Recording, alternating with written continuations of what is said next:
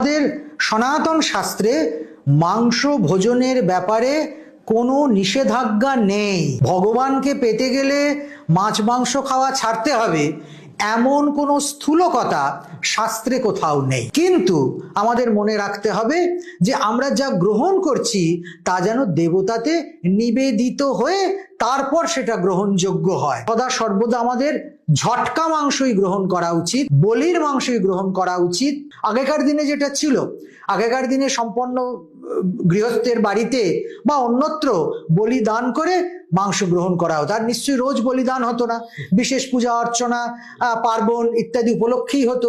সেক্ষেত্রে আমাদের মধ্যে অনেকটা সংযম ছিল। তাই বলিদানকে যারা পশু হত্যা, পশুঘাত, পশু প্রেম এসবের সঙ্গে মিলিয়ে মিশিয়ে দিয়ে একটা নতুন ন্যারেটিভ করার চেষ্টা করছেন, আমার মনে হয় এটা একটা অপপ্রচার মাত্র এবং এটা মানুষকে ভুল বোঝানোর একটা উপায়।